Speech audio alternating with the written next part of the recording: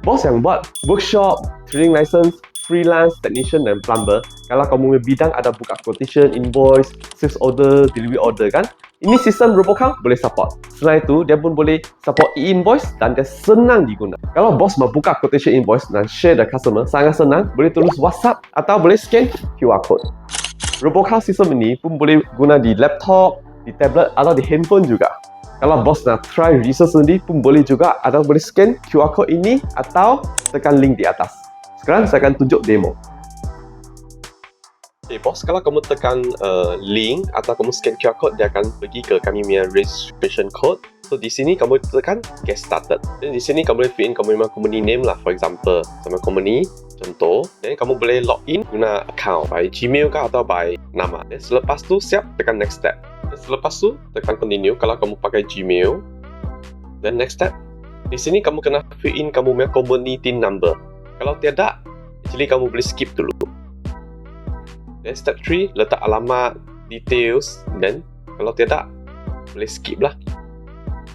Dan my invoice, kamu boleh tekan sandbox, maksudnya testing dulu. So di sini TIN number dan client ID kamu kena refer ke my invoice portal. Dan selepas siap, tekan submit. Automatic dia akan login, pergi ke sini account kamu. So di sini dia ada banyak lah. First adalah dashboard. Di sini kamu tengok kamu punya total sales. Di sini kamu boleh buka invoice, quotation, sales order, DO, credit note, debit note, refund atau official receipt. Okay, contoh lah. Dan di sini untuk yang e-invoice, yang self bill punya, kamu boleh buka sendiri. Dan ini adalah my invoice punya submit status. So untuk yang incoming document adalah orang yang bill kepada kamu. Dan stock management, kamu boleh create stock sendiri atau kamu make inventory berapa stok kamu ada di dalam. Dan kamu punya report. Okay, contoh lah. Hari ini saya buka quotation. So saya tekan new quotation. Di sini saya tekan bill lah. Bill kepada siapa. So kamu boleh create on the spot. Contoh lah. Kamu boleh pilih by nama atau create yang baru. Contoh saya tekan new customer A. Dan letak contact number. Kalau nombor ni ada WhatsApp, bila kamu siap quotation ada invoice, boleh tulis WhatsApp juga. Okay, boleh letak email. Dan dia punya ID adalah TIN number atau by IC atau pasport atau lain. Selepas tu tekan save. Quotation ini sudah bill pergi ke customer A. Dan tekan OK saja. Kalau kamu nak hantar pergi ke tempat lain, boleh letak alamat di sini. Dan di sini kamu letaklah apa quotation kamu nak letak di dalam. Contoh saya ada bill satu coffee bean. Price dia RM4 per gram. Di sini kamu boleh set sendirilah berapa gram kamu akan pakai.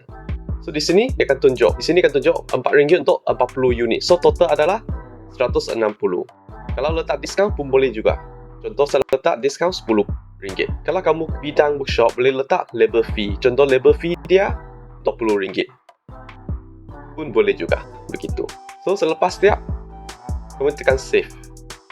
Dan direct kamu boleh pergi WhatsApp atau email. Atau customer boleh scan ini QR code untuk dapat quotation ini. So tekan sini dia tunjuklah. Tadi kamu buka punya quotation, punya listing.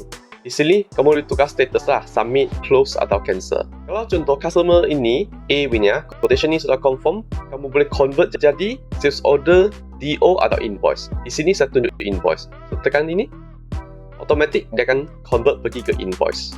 So di sini ada invoice sudah. Okay, tekan save dulu.